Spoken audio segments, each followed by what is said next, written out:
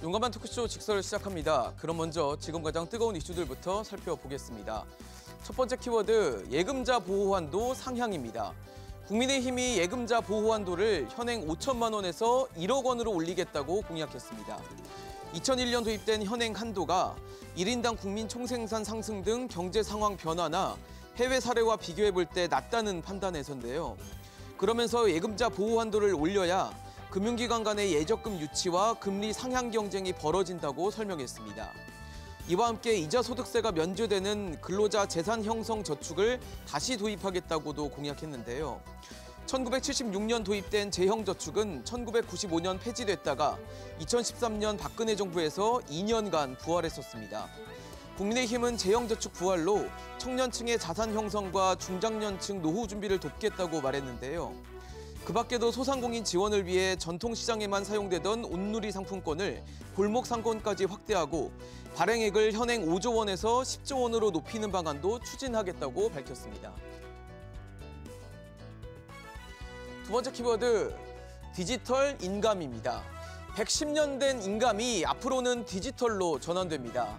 윤 대통령은 30일 열린 7차 민생 토론회에서 도입된 지 이제 110년 지난 인감 증명을 디지털 인감으로 대폭 전환할 것이라고 말했는데요. 그러면서 정부는 부처 간 벽을 허물고 흩어져 있는 정보와 데이터를 모아서 원스톱 맞춤형 서비스를 제공하겠다고 말했습니다. 인감증명은 부동산 거래나 금융기관 대출 과정에서 본인 확인을 위한 수단으로 활용되는데요. 아직도 주민센터에 직접 방문해야만 발급받을 수 있어 불편하다는 지적이 있었습니다. 그러자 정부가 종이 인감증명을 디지털 인감증명으로 대폭 전환하겠다고 나선 건데요. 이와 함께 정부는 2026년까지 1,500여 종의 행정 서비스를 서류 없이 신청하도록 개선하겠다고 밝혔습니다. 행정 민원 서류의 30%가 디지털로 대체되면 연간 1조 2천억 원의 사회적 비용이 절감될 것으로 기대하고 있습니다. 세 번째 키워드, 더 독해진 트럼프입니다. 11월 미국 대선에서는 재집권을 노리는 도널드 트럼프 전 대통령이 더 강력한 미국 우선주의 공약을 쏟아내고 있습니다.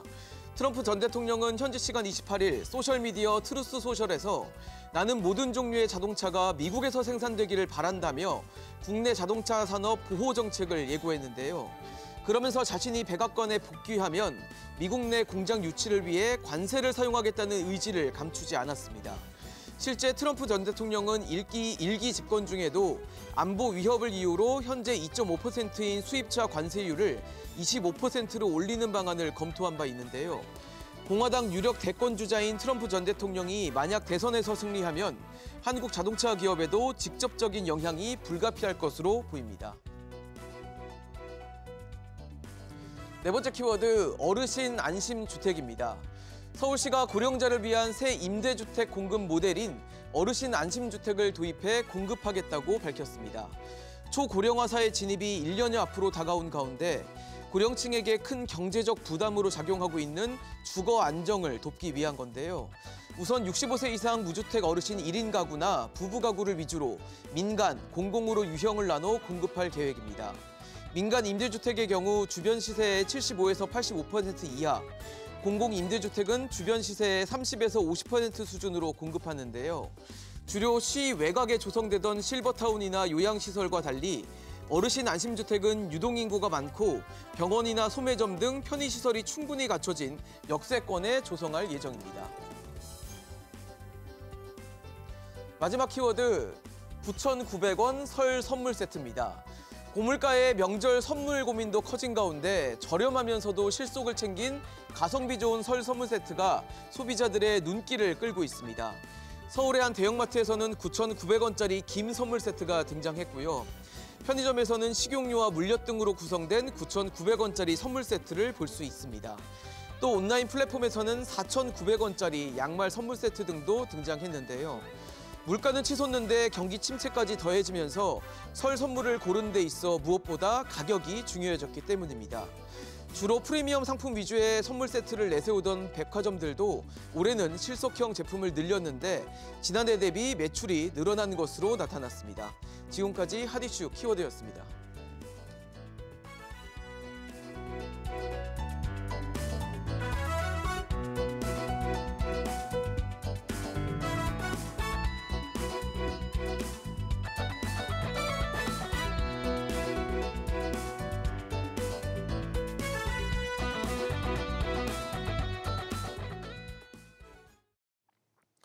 개혁신당 이준석 대표가 이번에는 여성 군복무 문제를 꺼내 들었습니다.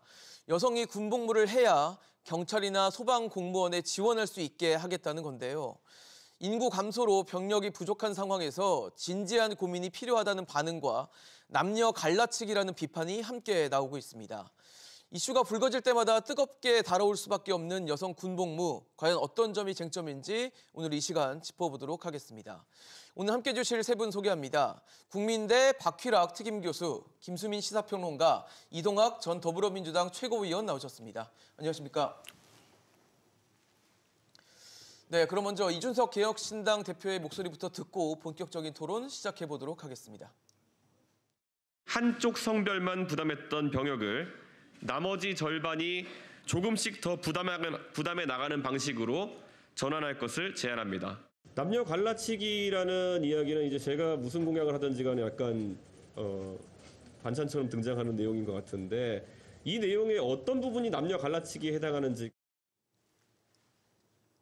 네, 이준석 대표도 남녀 갈라치기라는 비판에 대해서 언급을 지금 하는 걸 들어보셨는데 여성 군복무에 대한 언급이 되고 또 이슈가 되자 국민의힘에서도 지금 말씀을 들으신 대로 남녀 갈라치기라는 비판이 나왔고요. 그러자 이 대표는 상투적인 반대용 언어 유희다라고 하면서 재반박을 했는데 과연 여성 군복무 어떻게 봐야 할지 좀 세 분 의견 여쭤보도록 하겠습니다. 박희랑 교수님 어떻습니까? 사실 지금 뭐 남녀 갈라치기다 이런 비판도 하고 있고 지금 여성 군복무 사실 그동안 어떻게 보면 군복무라는 거 남성의 어떤 전유물, 남성의 만의 의무처럼 여겨졌던 부분인데 그걸 이제 여성으로 넓히겠다는 이슈거든요. 좀 어떻게 보십니까? 예, 그래서 지금 이제 뭐 전반적으로 우리 안보 위협을 먼저 이렇게 좀 상정을 해야 될 것 같습니다. 과연 우리 안보 위협이 좀 소규모의 군대로도 가능하냐? 아니면 뭐 또 증대돼야 되느냐, 아니면 어떤 새로운 형태의 군대로 발전돼야 되느냐. 그런 안보 위협부터 먼저 상정을 한 다음에 거기에 대응하는 방법으로 다양한 방법이 있지 않겠습니까? 그 중에 하나로 예를 들어서 병력이 모자라는데 더 증대돼야 되는데 또는 현 수준 유지해야 되는데 지금 남성만으로는 한계가 있다. 그 중에 하나가 뭐 여성을 하는 것도 되겠습니다. 네네. 그러니까 다양한 방법 중에 하나라면은 뭐 남녀 갈라치기가 아니고 충분히 필요한 토론이라고 생각을 합니다. 그런데 뜬금없이 어떤 전제가 없이 안보위 이래 됐고 이러한 필요성에 대한 전혀 설명 없이 나는 남성만 하던 것을 네. 여성으로 하겠습니다 하는 것은 쟁점만 만들고 그 건전한 결론에 도달하지 못하고 중간에 서로 감정만 상하는 어떻게 보면 실제로는 안보의 문제는 뭐 정치 쟁점이 안 돼야 되고 국민 분열의 그런 어떤 단초가 안 돼야 되는데 그렇죠. 이준석 대표의 발언으로 그렇게 되게끔 만드는 그런 어떤 그 뭐랄까 자기가 의도했든 안 했든 간에 예. 그러한 그 결과가 있을 것 같습니다. 뭐 일종의 뭐 젠더 갈등을 좀 뭐 유발하기 위한 그런 장치가 있었다라고 보십니까? 그러니까 그게 이제 여러 가지가 이제 결합돼서 보지 않겠습니까? 어떤 예. 사람의 언행에 대해서는 그 얼마 전에 이제 이 노인 그 예. 무임승차권 문제를 갖고 예, 또 이슈를 그렇게 꺼내 해서 대부분의 들었었죠. 국민들이 이거는 노인한테 분명히 선거를 위해서는 많은 표를 얻고자 노력을 해야 되는데 노인표를 저렇게 그 반발을 사는 듯한. 예, 네. 노인표를 없애겠다, 못 얻겠다는 그 위협을 강요하면서까지 저렇게 할 때는 뭔가 다른 데서 얻는 게 있을 것 같다. 그럼 그것을 이제 어떤 그 젊은 사람이랄까 네네. 이런 사람 표를 얻기 위한 그걸로 봤거든요. 그럼 이것도 사실은 좀 많은 국민들, 저도 비롯해서 조금은 유사한 그런 의심으로 그럼 이거는 여성 징병제를 하면 네. 그 여성한테 좀 불리한데 일으켰다라는 건 여성표를 네. 얻을 거 이럴 텐데 예. 그 남성표를 얻는 거 아닌가 이렇게 조금 오해할 수 있는 소지는 저는 충분히 많다고 생각합니다. 오히려 뭐 젠더 갈등보다는 표에 좀 더 방점을 두시는군요. 예. 평론가님은 이번 사안 어떻게 보셨습니까? 네, 젠더 갈등을 의도했다기보다는 젠더 갈등을 의식한 것이 아닐까. 의식을 네, 했다. 소위 떡밥을 물었다라고 표현을 할 수 있을 것 같은데 이준석 전 대표가 물론 이준석 대표가 어떤 젠더 갈등에서 한쪽을 대변한다거나 이끈다거나 이런 측면도 있지만 네. 그보다 더 큰 측면은 이준석 대표도 그 흐름을 따라가고 있다라고 하는 게 있는 거거든요. 그러면 그 차원에서 이제 본인이 어차피 계속 호소를 해왔었던 소위 2대남, 3대남 네네. 이쪽한테 또 던질 수 있는 카드가 필요했던 것으로 그렇게 보이는데 사실 이게 맥락이 있습니다. 이준석 대표가 얼마 전에 양성징병제를 나는 반대한다라는 발언을 했거든요. 네네. 저는 능히 짐작할 수 있었습니다. 그렇게 할 거라고. 왜냐하면 안티페미니즘 쪽에서는 사실은 물론 거기서도 다양한 의견들이 있겠지만 예전부터도 보면 양성징병제에 대해서는 거부감이 컸었습니다. 그쪽에서. 왜냐하면 이제 뭐 좀 심하게는 감히 어디 여자가 군대를 와 이런 생각도 있는 것이고, 그리고 남성이 이제 군대 갔다 온 걸로 유세하시던 분들은 양성징병제를 하면은 유세할 게 없어지는 거죠.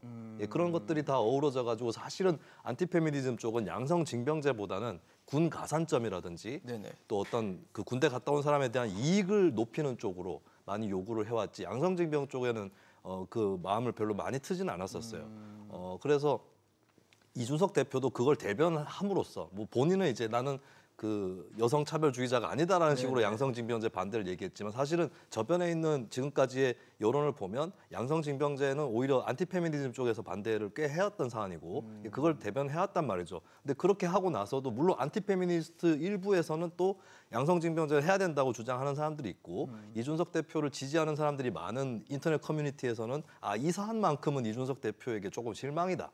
뭐 이런 또 여론도 없지 않았어요. 그러다 보니까 또 이제 추가로 꺼낸 카드가 결국에 경찰 소방공무원이 되려는 사람은 군복무를 해야 된다라고 하는, 그러니까 굉장히 이거는 양성징병제는 아닙니다. 굉장히 국한돼 있는 조건을 갖고 있는 이걸 좀 꺼내든 것이 아닌가, 그렇게 보여집니다. 이동학 전 최고위원님께도 여쭤봐야 될 것 같은데, 사실 그 헌법 39조 1항을 언급을 이준석 대표가 하면서 거기에는 이제 모든 국민이 국방의 의무를 부담해야 된다라는 명시가 돼 있다라고 얘기를 했거든요. 그렇다면 모든 국민에는 이제 여성이 들어가 있는 거 아니냐, 뭐 이런 논리로 좀 가는 것 같은데 어떻게 좀 들어보셨습니까? 좀 앞부분은 저는 이게 수사라고 봤고요. 예, 예. 기본적으로는 이준석 대표가 그동안 해왔던 말, 그다음에 행동 이런 것들이 이제 메신저의 문제가, 사람들이 이제 집중해야 되는 그 포인트가 있는데 그 포인트가 아니라 메신저가 그동안 해왔던 것들을 토대로 해서 하다 보니까 그것에 대한 이제 반감 이런 것들이 좀 있는 것 같아요. 그래서 이제 반론을 제기하는 것이라고 보고, 그다음에 이 문제에 있어서도요, 이준석 대표도 분명히 의도한 바는 있을 겁니다. 노이즈가 일어날 것이다. 그리고 그 노이즈를 통해서 제3지대에서의 어떤 존재감 이런 것들을 당연히 해야 될 것이고, 또 한 가지는 저는 이건 좀 선의로 해석해주고 싶은데, 실제로 대한민국이 인구 구조상에 엄청난 문제가 있는 거예요. 근데 다른 나라에 비해서 그 속도가 너무 빨라요. 전 세계에서 가장 빠르지 않습니까? 그렇습니다. 지금 출산율 자체가 굉장히 낮아지고 있는 것도 있고, 고령화의 속도도 전 세계에서 가장 빠른 속도예요. 그러니까 노인 문제 이슈 제기를 하는 거나 군인 문제, 국방 자원이 어디 인력을 어떻게 채우는 문제는 앞으로 엄청난 큰 충격으로 우리 사회가 결국 맞이할 수밖에 없는 것이거든요. 그런 차원에서는 좀 선의로 좀 해석을 해주고 싶고, 이런 토론도 결국에는 뭐 메신저가 망가졌다 아니다 뭐 이런 걸 논의하기보다는 실제로 앞으로 2030년도, 2035년, 2040년도 이런 게 다 예측이 가능하잖아요. 지금 현재 인구 구조에서. 그러면 제3당을 이제 자임하는 어떤 그런 정당에서 이 얘기를 했는데, 집권 여당은 무슨 입장을 갖고 있냐, 그리고 거대 야당은 또 무슨 입장을 갖고 있냐, 이런 것들을 토대로 해서 이것이 생산적인 논의로 좀 갔으면 좋겠다, 이런 생각을 갖고 있습니다. 그렇군요. 사실 이준석 대표는 이제 여성들의 신규 공무원이 되려면 뭐 경찰이나 소방공무원이겠죠. 그러면 병역을 꼭 해야만 된다라는 이슈를 지금 꺼내 든 건데, 말하면서 2030년부터는 이제 경찰, 소방공무원 등을 하려면 군복무 의무를 추진하겠다. 그러니까 남성, 여성 관계없이 병역을 무조건 해야 이 신규 공무원이 되게끔 하겠다라는 건데, 뭐 어떻게 봐야 됩니까? 이건 우리가 항상 사회적으로도 얘기가 됐던 그 군 가산점과도 연계가 된다라고 봐야 될까요? 어쨌든 간에 이제 뭐 군 복무를 대부분이 남성들이 하니까 예, 예. 그렇게 되면 남성한테 유리해지겠죠. 그러니까 이 뭐 최근에 그 한동훈 국민의힘 비대위원장이 그 정치 이 선거라는 것이 다양한 그 욕망과 이해가 충돌하는 것이다 하는 건데, 사실은 요즘의 국가 정책 중에서 어떤 다수가 그냥 그 이해가 완전 일치되는 게 거의 없습니다, 사실은. 이 부분은 어쨌든 지금까지는 남성이 주로 해오던 그것을 군복무라는 예, 걸. 군복무에 대해서 여성을 좀 더 가담하지 않으면 당신은 손해 본다 이거니까 그것도 그와 같은 맥락이라고 생각을 합니다. 그래서 이런 부분이 이제 자꾸 이제 이 국가에 대한, 아까 이제 국방의 의무를 말씀하셨는데요. 자, 국방의 의무를 반드시 현역 복무로만 볼 것이냐 하는 부분도 좀 생각을 해봐야 돼요. 사실은 국방은 다양한 형태입니다. 국방이라는 게 무엇이냐? 네. 사실은 뭐 방산업체에 근무하는 아저씨가 더욱더 국방에 크게 기여할 수도 있잖아요. 그 탄약 만드는 아저씨들. 그렇죠. 예. 그러니까 지금은 만약 첨단 무기가 사용된다면 다양한 국방 의무의 형태가 가능합니다, 사실은. 예비군도 사실 국방의 의무를 하고 있는 거고요. 사실 어떻게 보면 집에서 이제 출산을 해서 남자들이 전장에서 안심하고 싸우게 하는 것도 국방의 의무입니다. 그래서 국방의 의무를 반드시 현역 복무로만 볼 것이 아니고 앞으로 주어진 이 국방이라는 그 국방이라는 그 노역 네. 이거를 얼마나 골고루 또는 불평 없도록 분배할 것이냐 하는 그런 부분을 좀 생각을 해봐야 돼요. 또 가장 그 문제가 되는 게 군 가산점하고 이 부분은 우리가 최근에는 용감한 톡쇼입니다만 용감한 활동에 대해서도 상당히 보상을 합니다. 뭐 회사에서 이제 뭐 좀 격려금도 주고 또 이제 뭐 훈장도 주고 보훈 차원에서도 격려를 하고 일본 같은 경우에 2차 세계대전이 끝나고 나서 이제 그 처음에는 보훈제도가 없었어요. 네네. 그래서 보훈제도를 만들자 열심히 해서 보훈을 비슷하게 만들었는데 정식 보훈을 만든 것이 아니라 국민연금에서 조금 그 우대해주는 제도를 만들었습니다. 네. 그건 뭐 철학이 뭐냐면 애국을 보상해서는 안 된다는 겁니다. 아, 애국을 자꾸 애국 행위를 보상하는 쪽으로 자꾸 나가다 보니 끝도 없다는 거죠, 사실은. 이게 애국이라는 것은 전체를 위한 어떤 희생인데 그거는 자기가 자발적으로 하는 게 전제가 돼야 된다. 그래서 저는 군에 복무하는 사람들에 대해서 어느 정도 플러스도 주고 이렇게 배려해 주는 건 상당히 필요합니다. 그러나 그것을 거래적인 그런 형태로 끌고 가는 거에 대해서는 저는 그 단기적인 득보다는 장기적인 실이 많다. 저는 이렇게 생각합니다. 사실 군 가산점이라는 게 취업에 누군가에겐 유리하게 작용이 되고 그게 마치 뭐 취업 확률을 좀 높여주는 장치로 이용이 됐다는 점에서 이런 어떤 군복무를 의무화했을 때 공무원이 된다는 것도 같게 받아들여질 수 있는 거 아닌가라는 생각도 들거든요. 어떻게 네, 보세요? 저는 이따가 더 말씀을 드리겠지만 양성징병제가 원칙적으로 옳고 우리 사회가 그것을 준비하는 과정으로 돌입해야 된다라고 생각합니다. 하지만 이번에 개혁신당 이준석 대표가 낸 공약은 아주 나쁜 공약이라고 저는 보는데요. 네. 군 가산점보다 훨씬 더한 성차별 효과를 갖고 올 것이다라고 봅니다. 왜냐하면 그 어떤 사람이 있는데 내가 남자다라고 하면 군대를 이제 그 현역 판정을 받은 경우에 어차피 가게 돼 있어요. 그러면 뭐 군대 가기 전이든 후든 간에 경찰이나 소방에 지원하겠다라고 결심을 하는 게 좀 더 편합니다. 어차피 군은 기본으로 갔다 오는 거니까. 근데 여성 입장에서는 내가 경찰이나 소방이 되고 싶다라고 하면 이 제도가 구현이 될 경우에 군대를 가야 된다는 것도 같이 결심해야 됩니다. 그렇네요. 예, 그리고 그 나이가 늦으면 늦을수록 부담이 되죠. 군대를 갔다 와야 되니까. 그렇죠. 그리고 더 골치 아픈 것은 군대를 갔다 왔는데 시험에 떨어지는 겁니다. 그럴 수도 이런 있겠네요. 것들을 감안했을 때 저는 좀 이해가 안 되는 게 만약에 경찰이나 소방이 되려는 사람은 군복무를 해야 된다라고 한다면 그것이 맞다고 한다면 시험을 붙은 사람을 상대로 너 일단 시험 붙었으니까 정식 임용되기 전에 군을 갔다 오세요. 이렇게 얘기를 한다면 저는 차라리 그거는 한번 생각해 볼 만한 일이라고 봐요. 군대를 갔으니 시험도 합격을 할 수 있는 제가 이해가 안 전제가 가는 게 되니까. 이준석 대표나 개혁신당이 왜 그 방안으로는 털지 않았을까? 예, 시험을 붙은 사람에게 갔다 오라고 하지 않고 군복무를 전제로 깔고 그렇죠. 있으니. 전제로 예. 그러니까 채용이 된 사람에게 부여하는 의무가 아니라 응시 자격 응시 자격 요건으로 부여를 한 거거든요. 이거는 사실 여성들이 경찰이나 소방에 지원하려고 하는 그 의지와 그 수를 굉장히 떨어뜨릴 수 있는 것이고 그렇네요. 남녀 간에 굉장히 현격한 어떤 차별 효과를 가져올 수밖에 없다. 그리고 대신에 사실 경찰 소방 공무원이 끝내 될 수 없는 사람까지도 갔다 오게 된다면 그 여성의 지원수 군대 지원수는 좀 더 늘어나게 되겠죠. 경찰 소방 임용되는 수보다. 그래서 이런 것들 종합적으로 봤을 때는 좀 이해할 수 없는 공약이다. 예, 성차별 효과가 오히려 군 가산점보다 더 큰 거 아니냐, 굉장한 장벽이 생기는 거 아니냐는 그런 평가를 내릴 수밖에 없을 것 같습니다. 어떻게 보세요? 그러니까 이 정책을 내걸 때 이제 설명을 할 때 네네. 종합적으로는 어쨌든 경찰 여성 인력과 소방 여성 인력 지원 인력이 7,000명 정도로 추산을 했더라고요. 근데 물론 매년마다 이제 지원하시는 달라지죠. 분들은 달라지니까.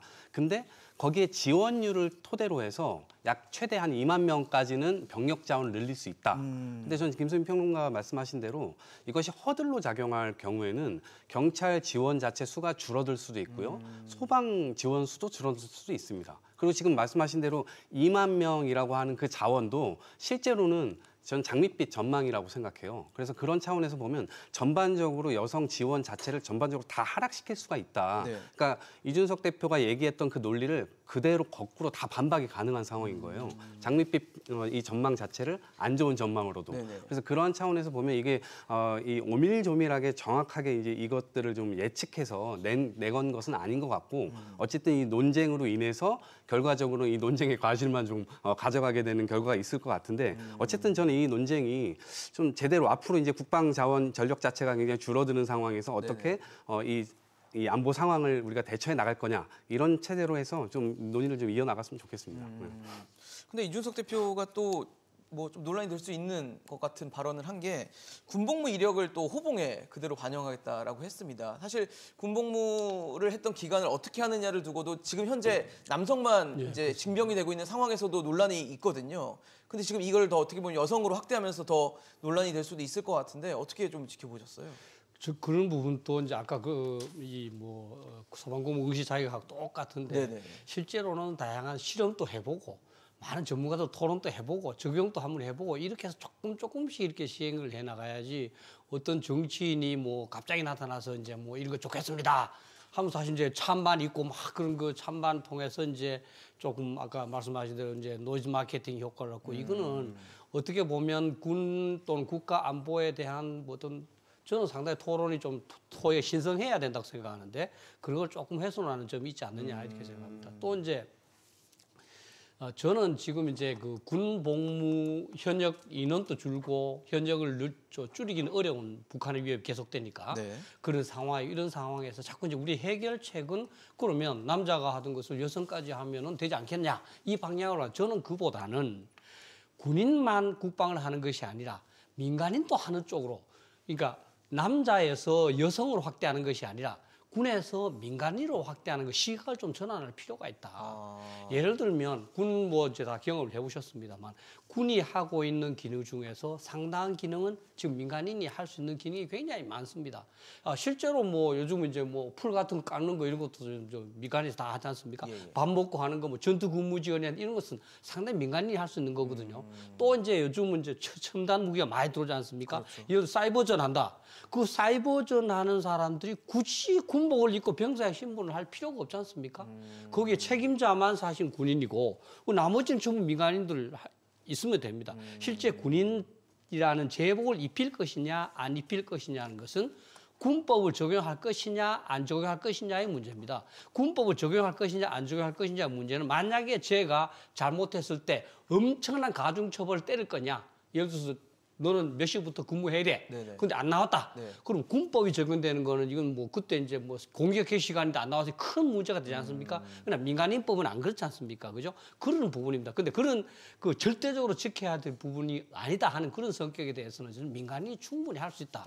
그래서 그 민간인 속에는 뭐 여성도 포함되고 남성도 포함되겠죠. 그렇죠. 그렇게 해서 그 회사들이 많은 역할을 담당함으로써 군은 실제 전투에 꼭 필수적인 군법 체계가 작동돼서 목숨을 걸고다 수행하지 않으면 안 되는 그런 임무에만 국한시키는 그런 방식으로 점점 전환을 해야지 자꾸 남녀 간에 이렇게 하다 보면 사실은 뭐 여성은 많이 출산이 안 줄고 남성만 주는 걸로 국민들이 오해할 수 있는데 남녀가 같이 줄지 않습니까 사실 또 여성 중에서 출산이라는 엄청난 그 남자와 다른 의무감이 있고요. 그렇죠. 실제로 이 많은 그 여성의 징병을 확대하는 이스라엘 같은 경우도 제가 통계를 보니까 30% 상반밖에 안 됩니다.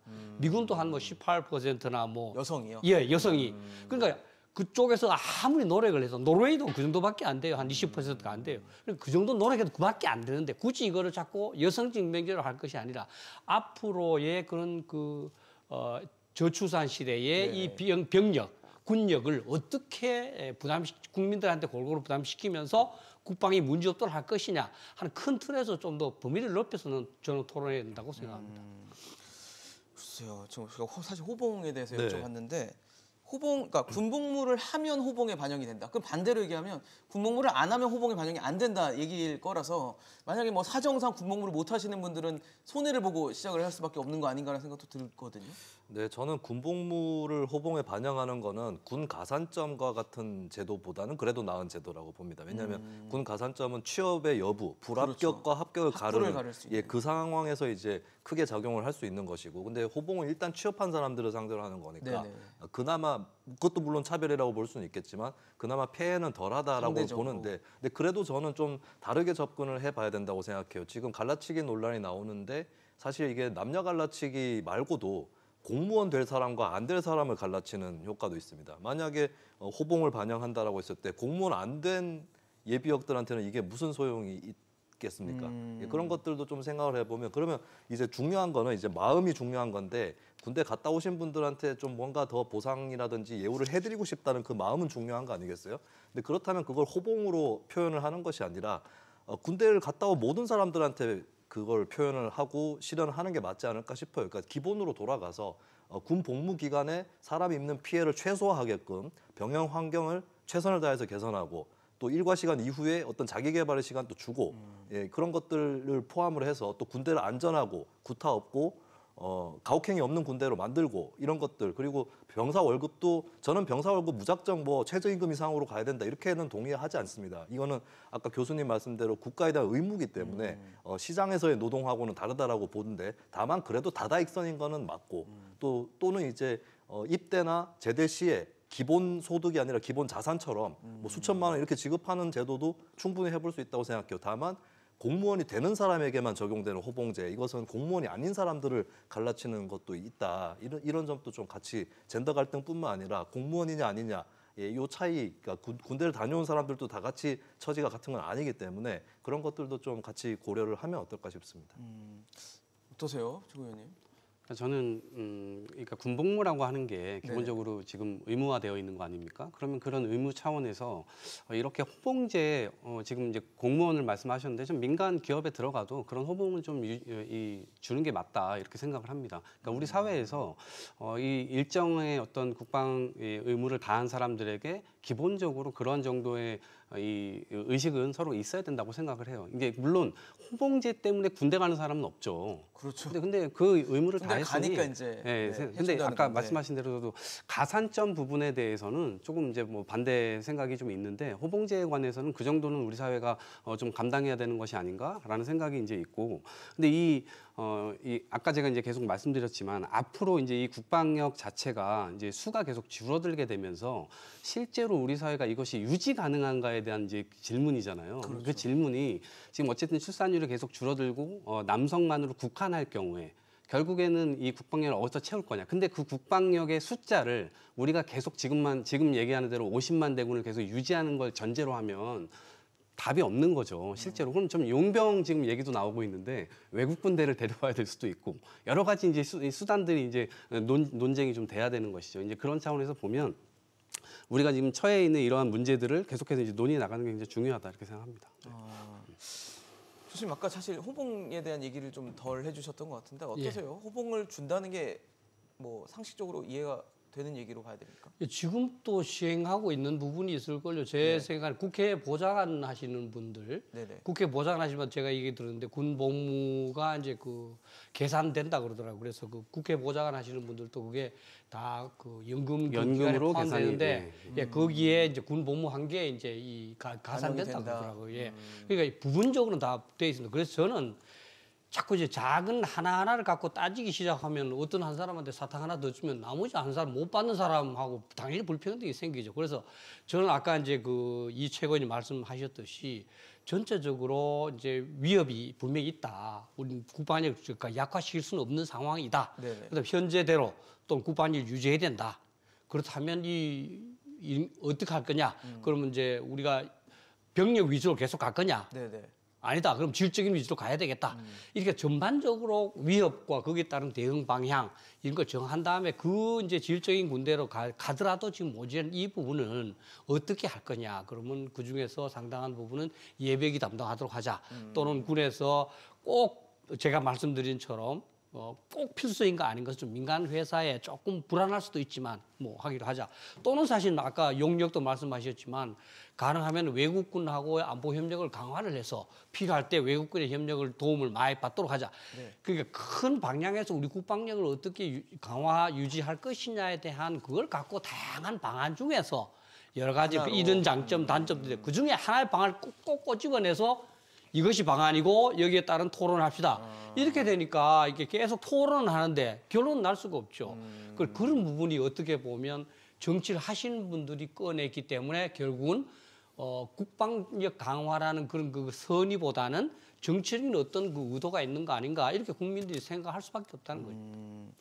사실 이렇게 여성도 군복무를 해야 된다라는 이슈, 뭐 다른 배경 여러 가지가 있겠지만 또 가장 중요한 것 중 하나는 인구가 줄고 있다라는 겁니다. 세 분 지금 계속 토론을 하시면서 말씀을 주셨던 부분인데 우리나라 뭐 정말 전 세계 유례 없는 저출산을 지금 상황을 보여주고 있고 앞으로 더 심화될 것이라는 전망들이 나오고 있는 상황에서 워낙 그러니까 군대에 입대할 수 있는 병력들, 특히 남성 수가 줄고 그러다 보니까 여성까지 이제 끌어와야 되는 것이냐라는 토론으로도 이어지고 있는데 지금 뭐 50만 명 정도 되더라고요. 뭐 48만 명이라는 보고서가 나왔더니 국방부에서는 50만 명 유지하고 있다 뭐 하긴 했지만 어쨌든 50만 명 선이라고 봤을 때 2002년이 69만, 한 70만 됐으니 굉장히 많이 줄었거든요. 그러면 역시 이런 걸 봤을 때는 그냥 어쩔 수 없이 지금 뭐 다른 방안보다는 여성을 입대시키는 게 낫다라고 볼 수 있는 겁니까? 근데 저는 이 인구 감소나 저출산 문제에 앞서서 네네. 혹은 그걸 떠나서 원칙적 철학적으로 여성도 징병을 하는 것이 올바르다라고 봅니다. 왜냐하면 저출산 무관하게 일단. 징병이라는 제도의 취지는 국민들이 사실 이 군사 업무는 살상이라고 하는 유사시 살상이라고 하는 굉장히 가장 극한의 직업이라고 볼 수 있고 오히려 이런 폭력적인 일일수록 여러 국민들이 나눠서 맡아야 한다라고 하는 그 이념이 중요한 거예요. 그리고 오히려 징병제가 아까 이따가 모병제 얘기도 나올 수 있겠지만 네네. 모병제보다 오히려 어떤 군에 대한 문민 통제라는 그 네. 차원에선 더 나은 제도라고 저는 생각을 합니다. 그렇다면 이제 특정한 성별에 해당하는 사람만 신체 검사를 받고 현역 판정을 받으면 군대에 가는 이것이 과연 올바른가?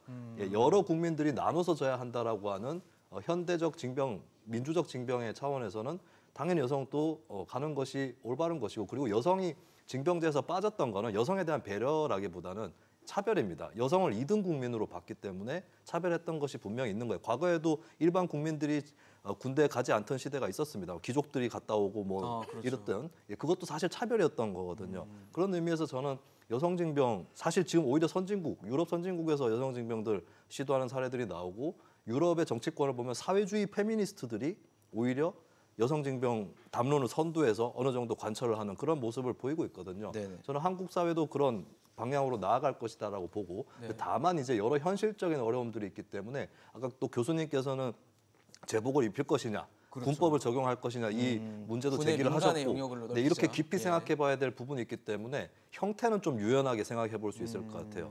예, 그리고 뭐 당장에는 현역 군인이 아니더라도 예비군 정도를 하게 한다거나 예비군도 이제 국민들이 국방 의무를 좀 분담해서 나눠진다라고 하는 그런 취지를 갖고 있고 그렇다면 여성인 경우 이제 현역으로 입대는 어렵다 할지라도 당장에는 예비군 정도는 가능하지 않나. 왜냐하면 전쟁시를 대비하는 것이 또 그렇죠.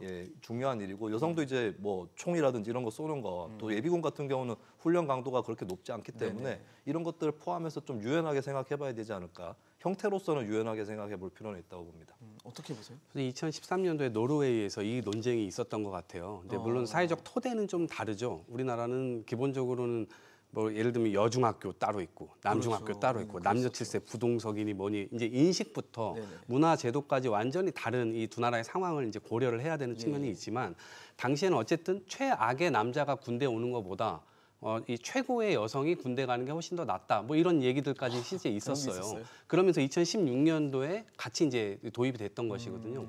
근데 이제 이 군대를 대하는 사회적 태도와 여러 가지 이제 처우나 이런 것들이 지금 우리나라와 비교하기에는 굉장히 많이 다릅니다. 수준이 훨씬 높아요. 예를 들면 한 사람이 군대를 가게 되면 70만 원 정도의 월급을 받아요. 노르웨이 물가치고는 굉장히 낮죠. 파트너가 있는 경우는 또 2배로 받아요. 아이가 하나 더 있는 경우는 또 2배에서 또 하나 늘어나고 그다음에 또 아이가 또 2명이면 또 늘어나고. 또 늘어나요? 예.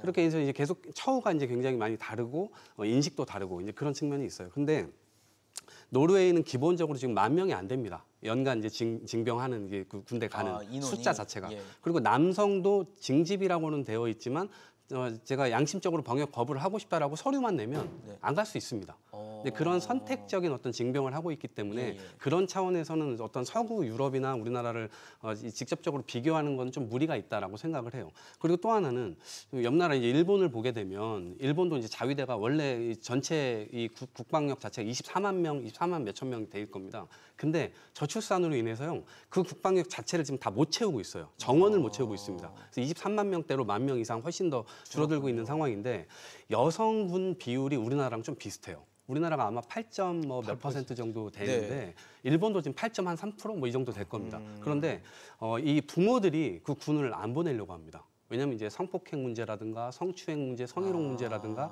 물론 사회적 분위기도 있죠. 우리나라 역시도 군에서 뭐 성폭행 문제, 성추행 문제 이런 걸로 인해서 굉장히 큰 사건들이 일어나면 국정조사를 하든 뭐 어떤 진실을 밝히고자 하는 그 노력 자체가 굉장히 어렵습니다. 그러니까 그러한 토대 위에서 여성 징병 앞으로 이제 개선해야 될 그 과제가 너무나 수두룩한 거예요. 그렇네요. 그래서 지금 말씀하신 대로 저는 철학과 가치 측면에서는 당연히 뭐 남성 여성 할 것 없이 누구라도 나가서 싸워야 되는 상황이면 이게 뭐 남자는 되고 여자는 안 된다 이런 인식이 가능하지 않은 거죠. 누구든지 나가야 되는 거죠. 나이가 어려도 나갈 수 있는 것이고 실제로요.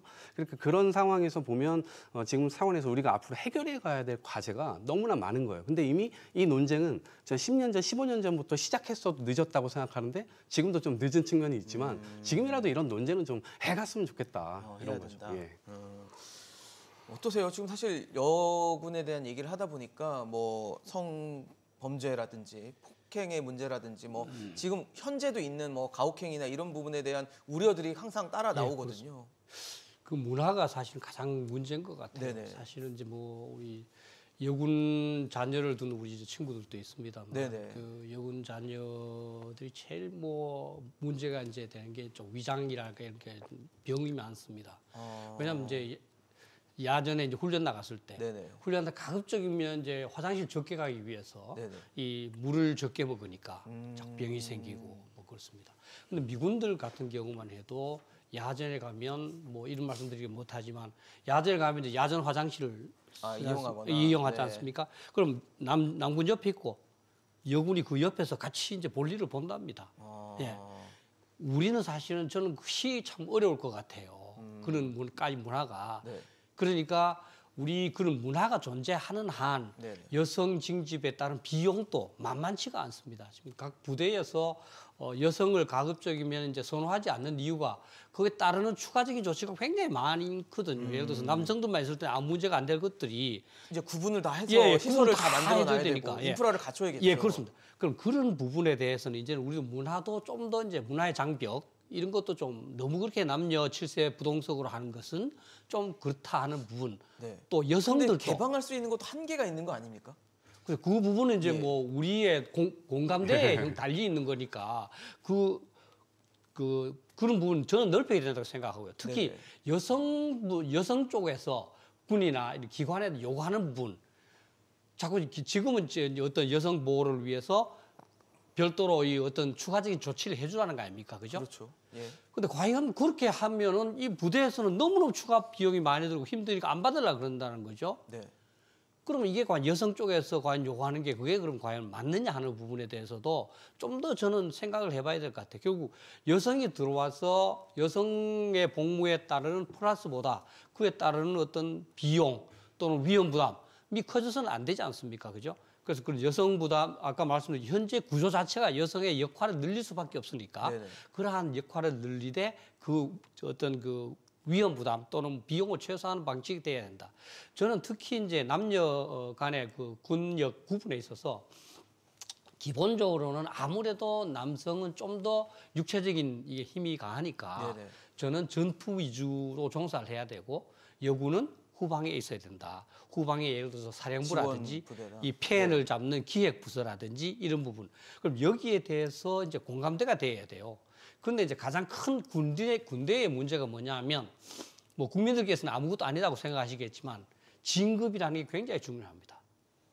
전방에 가야 진급이 되거든요, 사실은. 그렇죠. 그러다 보니까 여성들도 가급적 전방으로 가려고 그럽니다. 또 전방에 있는 군인들의 입장에서 보면 아니 후방에서 사령부에서 조금 편하게 근무한 사람들도 진급도 같이 한다면 이건 말이 안 맞지 않느냐 이런 그 서로 간의 오해가 있습니다. 따라서 저는 만약에 후방에 근무한다면 여성들도 그래 내 진급은 조금 뭐 손해가 상관없다. 그 대신 진급에 그 대신에 나는 우리 집에서 애 키우면서 편안한 데 있겠다. 또 남성은 나는 뭐 전방에 간다.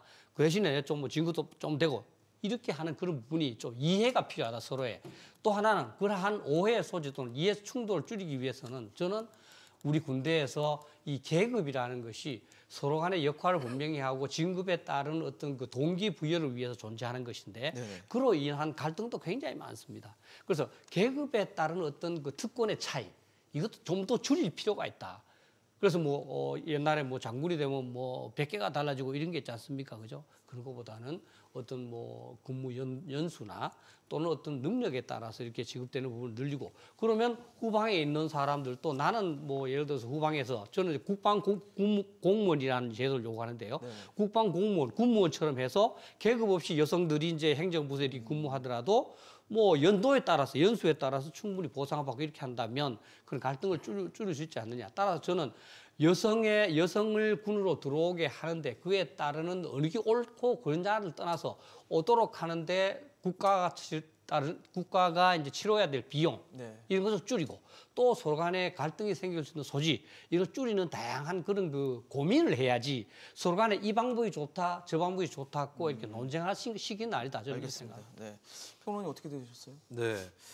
사실 여성징병 저는 이제 찬성을 한다고 말씀을 드렸는데 실무적 행정적으로는 엄청난 난제들이 많이 있습니다. 사실 현역 군인인 분들한테도 이야기를 꺼내 보면 그러니까 처음에 이걸 하는 게 맞느냐 옳으냐 그러냐 이걸로 얘기를 꺼내도 그냥 실무적인 걸 생각하면 머리가 아파서 생각하기 싫다 이런 너무 복잡하고 반응들이 할 게 많고 많으니까. 아마 전면적인 군의 재편 이런 것들이 따라줘야 되는 거기 때문에 뭐 당장에 결단을 하더라도 이루어지기는 쉽지는 않을 겁니다. 그리고 인프라도 인프라지만 또 난제가 있는 게 예를 들면은 이제 여성 군인의 경우에 의무 복무 기간 중에 임신을 했다라고 한다면 이거는 어떻게 할 것이냐. 물론 방법이 없지는 않을 거라고 보는데 뭐 찾아야죠, 그거는 뭐. 예를 들어서 뭐 복무를 여성의 경우는 좀 분할해서 할 수도 있게 한다든지 뭐 이런 방안도 있겠고 또 뭐 근데 사실 이것도 뭐 쉽게 얘기할 수는 없는 난제고 뭐 이런 경우는 또 군인이 왜 그랬어 하면서 처벌할 수도 없는 노릇인 것 같고 저출산에 지금 그거 딸이가 낳을 때는 근데 아닌 것 저출산을 같아요. 안 따지더라도 너무 지나치게 규제를 할 수는 없는 거기 때문에 그렇죠. 여러 난제들이 있기는 합니다. 다만 이제 저는 이런 생각을 해요. 여성이 군대에 간다라고 하는 것도 가정을 하면서 이제 군의 개혁을 가져다 오는 효과도 있을 수 있고 네. 그리고 여성이 나중에 만약에 군대에 가게 되면 그 이후에도 또 개혁이 따라올 겁니다. 왜냐하면 남자들 위주로만 편성돼 있던 군대에 이제 성인지적 관점이 더 들어가는 것이기 그렇겠죠. 때문에 네네. 그런 것들을 좀 당장에는 아니더라도 길게 내다볼 필요가 있겠고 근데 결국에는 이런 요구도 사실 제가 얘기하는 건 설득력이 없어요. 여성들이 얘기를 한다면 그게 현실이 될 겁니다. 여성들이 반대하면 안 될 거예요. 주체가 되는 게 여성이기 예. 때문에. 근데 저는 이제 여론조사에서 나타나는 추세 그리고 그 여론조사들을 회기 분석한 그 논문 자료들을 참고를 해보면 남성보다 여성이 오히려 여성징병제에 찬성하는 그 경향이 또 나타난다고 해요. 여성이 여성징병제를 네, 찬성하는. 그리고 이제 여성들 중에서도 젊은 나이대 여성일수록 여성징병에 대한 찬성이 높아지고 있습니다.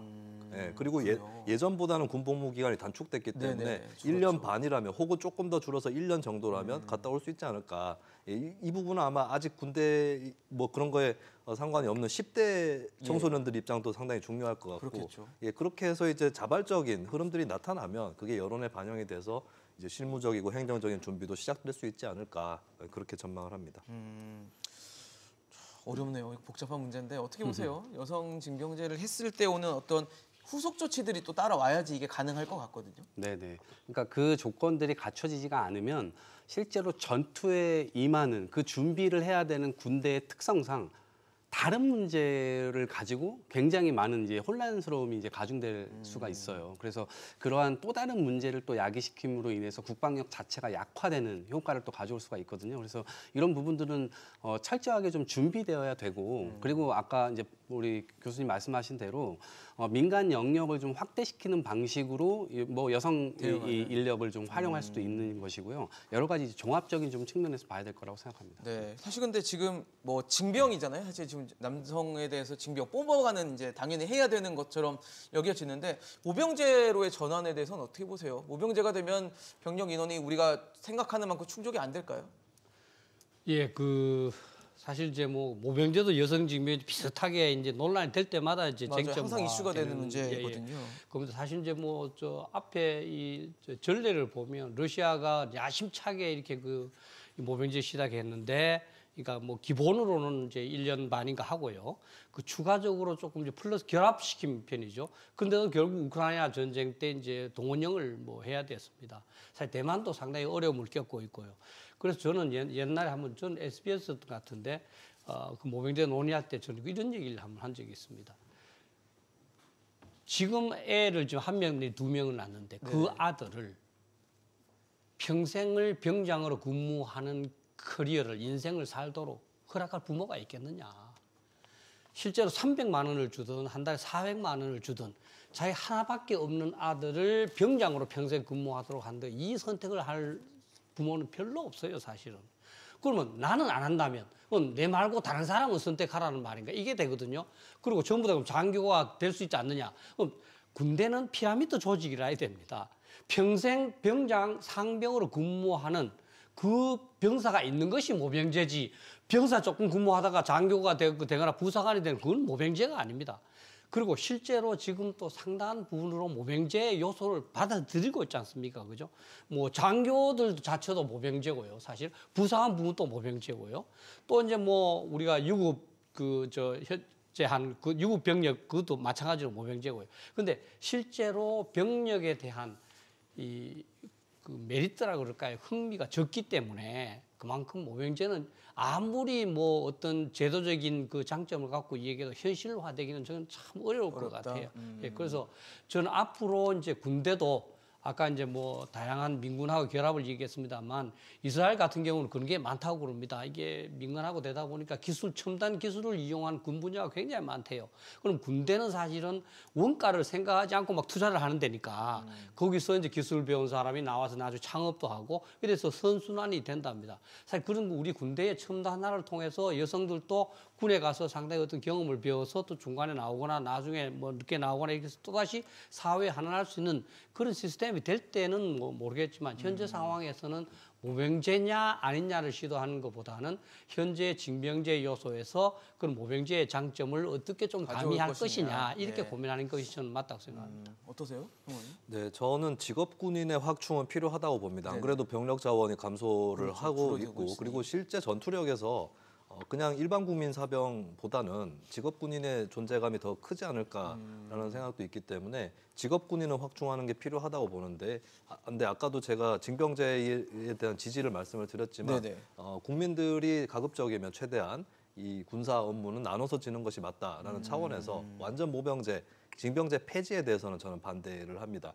징병제의 골격은 유지를 하고 직업군인을 확충을 하고 그러면서 이제 여성 징병의 가능성을 보고 또 이제 나아가서는 가능하면 군 복무 기간 또 단축할 수 있으면 단축하는, 사실 이제 다른 정책이나 노선을 떠나서 지난 대선 때 민주당의 박용진 후보하고 국민의힘의 하태경 후보가 거의 두 사람 다 거의 같은 군 공약을 내놨는데 제가 방금 말씀드린 그 공약하고 거의 같은 내용이었어요. 그래서 그런 방향으로 가는 것이 옳지 않을까 싶고, 근데 어떤 분들은 이렇게 얘기하실 수도 있을 것 같아요. 직업군인도 확충하고 여성도 징병하면은 이거 군사대국 같은 게 되는 거 아니냐. 근데 저는 그거 아니라고 봅니다. 왜냐하면 우리나라는 민주국가이기 때문에 민주국가가 아닌 독재국가면은 그게 오히려 전 사회의 병영화로 이어질 수 있지만 오히려 거꾸로 군에 대한 민간 통제라는 입장에서는 그렇게 뭐 병력을 경험해 본 사람이 늘어난다고 해서 나쁜 건 아니다.